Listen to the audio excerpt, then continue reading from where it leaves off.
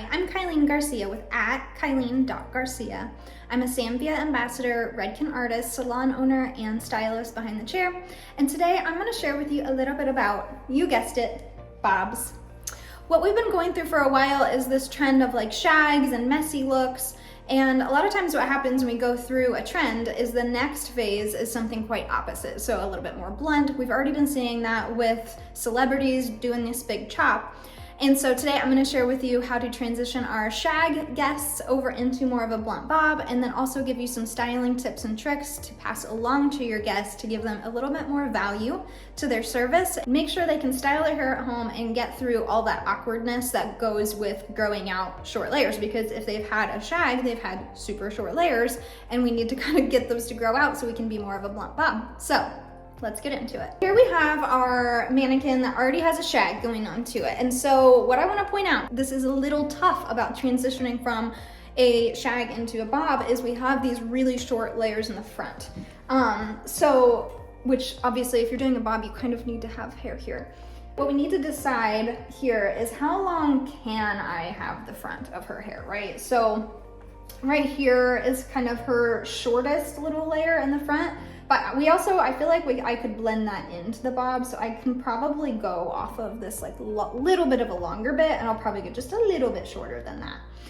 What's gonna be important about this bob in particular is that we keep it pretty shaggy still as it's growing, because she does have pretty short layers. So this is gonna obviously depend on where our starting point is and things like that. My goal with her is to keep this still like a very shaggy type of bob, to keep it kind of shaggy while it's growing out. I'm just gonna go in and I'm going to section her front from the back. So then we're gonna go in and we are going to section out the nape.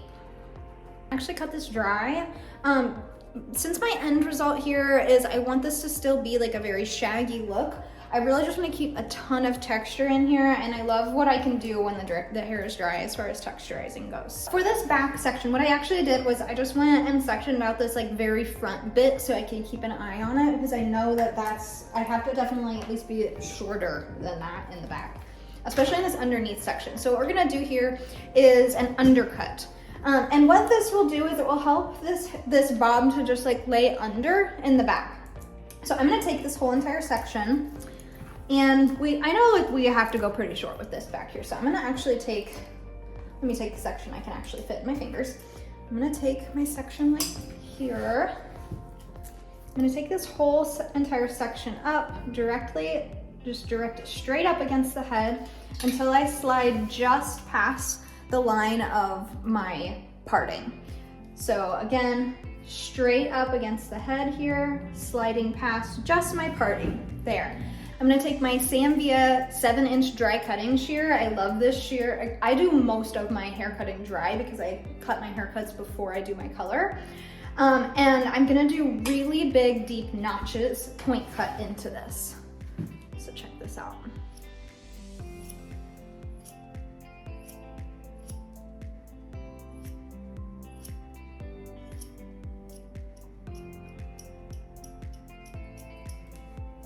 All right, so as we drop that section down, you can see how this hair is automatically already turning under here.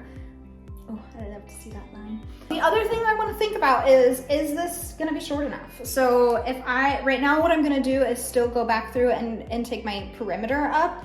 Right now what I'm doing is just putting the layers in. So this hair, like we're measuring based off of this guide here, I know I need to bring up my length, but I actually am happy with where those layers are hitting. So I'm gonna continue there.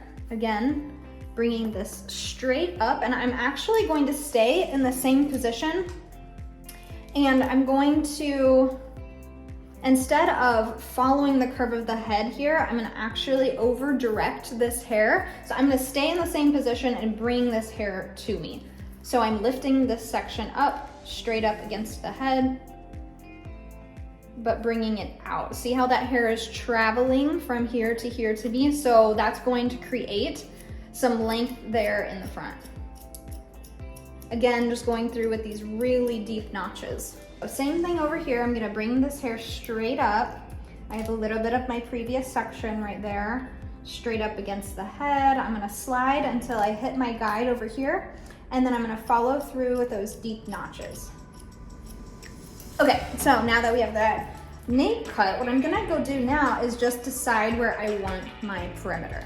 So as you can see right here, this is where our length is, so I'm just gonna follow that around. And what I'm gonna do, just so I actually know for sure that I'm at my guide, is I'm gonna just follow through this around, and then I have a guide back here.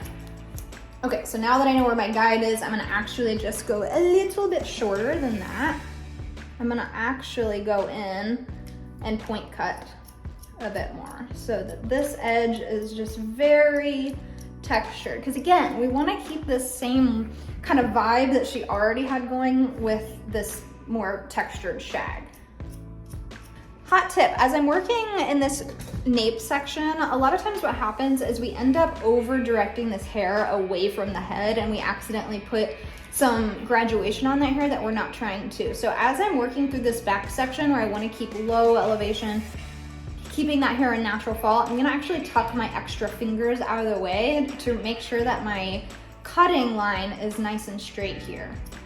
Next thing I'm gonna do before I move on into the next section is go in and texturize this section. So I'm gonna take this hair in the same position of which it was cut, bring it straight up here, and then I'm gonna go in with my same Villa InvisiBlend texture shear, just lifting this straight up, and I'm just texturizing through. So again, I'm just removing a little bit more of this bulk through here. If you have had a bob, if you've ever been growing out a bob, you know that this is the difficult area of having a bob. So we really want to take as much kind of bulk out of that as we can to get this section to lay down. So I'm just gonna go in and take my next section about an inch above, and we're gonna basically repeat the same thing on this section. Okay, so for our next section, again, I'm starting out here in the middle. I wanna make sure that this section comes up with me as I'm lifting up into the next section. And then as that falls out of my hand, as my previous guide falls out, we wanna slide past it. See how that hair just fell out of my fingers? And then that's where we're gonna cut. So we're actually, this is gonna be disconnected. So I'm not going to be following that same exact line that I did on the last section.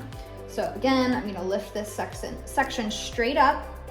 I'm gonna allow my previous guide to fall out, slide a little farther, and then I'm gonna go in with my deep notches. What we really just wanna make sure here is that I'm staying consistent with my body position to be behind the head. So I'm gonna make sure I'm sliding over, and here's my previous guide, and I'm keeping my hand flat against the head so I'm not curving around the side of the head, taking more of that length. Taking bulk out in the nape area, I can't stress this enough. If you have never had short hair, if you've never had a bob, maybe you don't understand how annoying it is to have all that hair back there. But one of the biggest challenges I find with my guests who want to grow their hair out is they get frustrated when the back of their hair gets too bulky. And that's usually when they want to chop it off. So you will be the hero for your client if you can help them grow their hair out by keeping the back of their hair under control. This also allows them to still feel like they have a style. So if this is a guest that's growing something out, making sure the back of the hair is not getting out of control will allow them to be able to actually grow their hair out. So again, notice the way I am keeping my finger position straight up against the head and not curving it around the head. So I'm bringing this section straight up against the head and finding my previous guide right there. Deep notches. Again, we'll go through and texturize. The other thing here is as we're going through, you'll probably find that you're gonna be cutting off the perimeter as you go. So this is a beautiful thing too about putting your layers in first, is a lot of times you don't really have much perimeter to clean up. Sometimes we work twice. We cut the perimeter of the hair and then we cut layers, and we're just cutting the same hair twice. In this case, this will just cut out a lot of the hair that we would need to cut in the end. So I'm gonna go through in the same exact section, make sure I'm lifting the hair where I did previously, and texturize that section. as we work up the head, this is where it starts to change depending on the guest. So I have some guests that have a ton of hair back here, and I will continue doing sections like that, like I was doing, pretty high up onto the head. So with the shag, what we need to keep in mind is this client had a previous haircut with very short layers. So if I were to continue up with an undercut, if I cut more of this off, she's not necessarily gonna have layers to extend down to here and cover our undercut.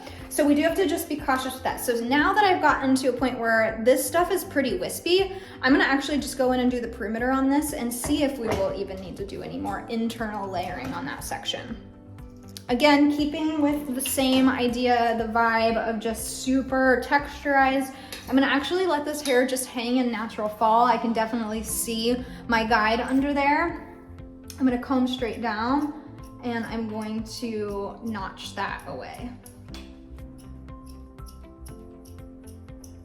Okay, so here's where the creative freedom really comes into play, because I do feel like now that I've cut off her perimeter, I do still feel like this shape is still very square. So I'm gonna actually go up one more section. Because notice how if I were to like round out this underneath, she still has this hair that's gonna fall over top of it. So I wanna take a bit more of this and get this hair to go under a bit for us. In this section, same thing that we did in our previous nape sections, is I'm gonna take this middle section, I'm gonna grab some of my previous hair underneath, bring it straight up. Watch, that's my previous section. Watch it slide out, there we go, and this is where I'm going to remove. Oh, look, you can already see how much better that is, right? So same thing here. Slide up, wait for my previous section. My guide is right here. And notice as we're cutting these layers how it does not affect the perimeter. This is not affecting the length. All this is doing is breaking down this underneath section. All right, now check this out. Check out the shape of this hair. I just find this so interesting, even like we haven't even styled it. It's still just laying in this like messy way it was already styled, and it already just looks so much better. It's like giving this the shape of where it wants to lay under. So let's see what happens now that we put this hair over top of it. So now we're gonna go through and connect the front in. And now what we wanna keep in mind here is she already has a lot of texture going on, so I don't want to create any more like layering going on through that section. I want a nice blunt line in the front for this bob. So we're just gonna go through and connect her perimeter. Again, I'm doing these choppy, notchy point cuts. And then we're gonna just repeat that on the other side, again, going in with these notches. All right, so now that we have her perimeter cut, the biggest thing I'm still noticing about her hair is it's still just very square, that makes sense from how it was cut before as the shag. And so I just wanna round the shape out a bit, so we're gonna do some layers on the top just to give it a little bit more shape. Basically, I'm gonna take a triangle off of this back section. So I'm kind of splitting this in half and then making a triangle right here. Now I have this triangle section going on. I bring this triangle all the way over to the opposite side. So I'm gonna bring it up over the head, lay it flat on the head, and then what we're gonna do is we're just gonna do deep point cutting notches into here. So I'm not really taking length, I'm really just adding a lot of texture to this section. That will tell this hair to go under. I'm gonna take a triangle off of the top of the section of the back section. So through here, just sectioning this into like 4 quadrants essentially, and then we're just taking a triangle off the top of that. Directing it over to the other side of the head. So over here, laying it flat on the head, deep point cuts into that.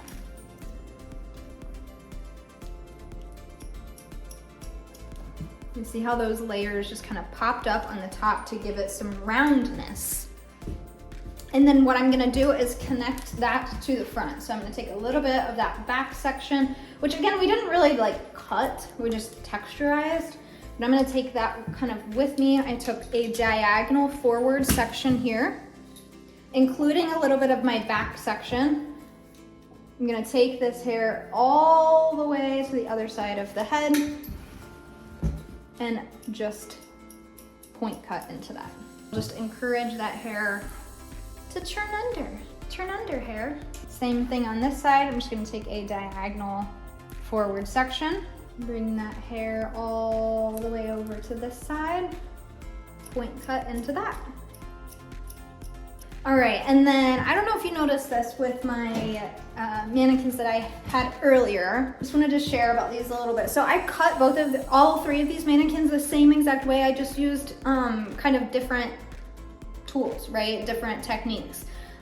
This one I did super blunt. So when I went through, I did it on wet hair. I used just a blunt shear. I cut the undercut more blunt. You can see that's super short back there. And then I kept this really, really straight and sleek on the sides, so no layers there.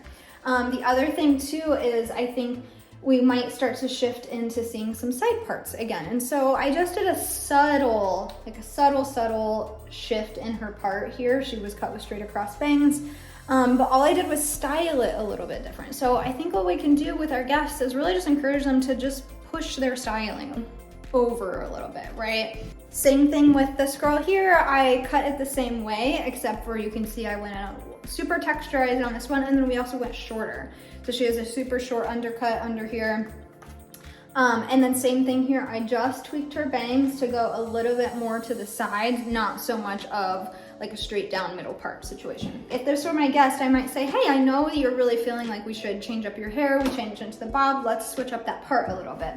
So in order to change up the part in this situation, I'm thinking, I just kind of messed with her hair a bit, and it seems like it really would like to go this way more than the other way, just on how it was already dried. So I'm gonna take that, and a lot of times what we need to do is not even like tweak how it was cut, but just tweak some texturizing to allow the client to push the hair this way. So see how bulky that is, and it won't necessarily stay that direction. So I'm gonna take all of the hair to the opposite side, and we are just going to texturize through those ends. And so even though I didn't really change much about the length of this hair, you can see it will push over easier now.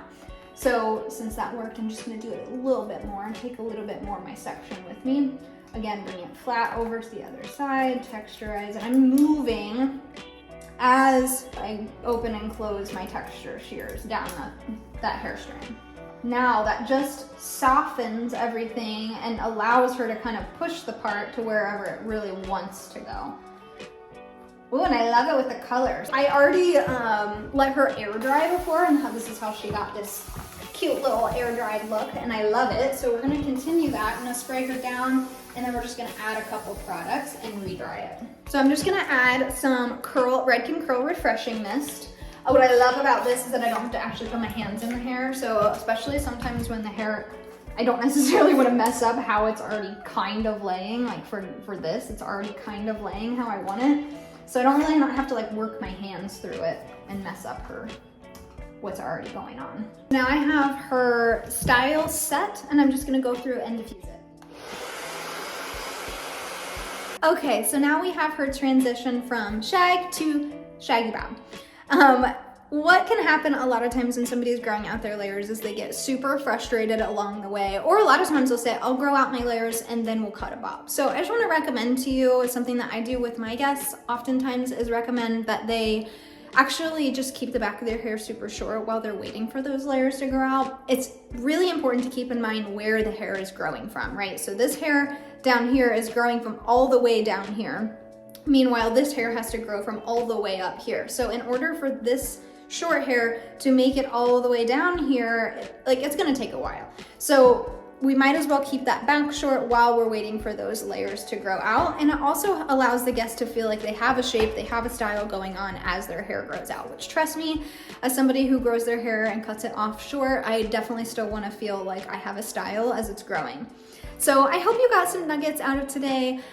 Keep in mind, I am an educator for Redken. You can have me into your salons to teach a Redken class. I'd love to share with you what I use to achieve this beautiful red. And feel free to reach out to me on Instagram or TikTok at Kyleen.Garcia.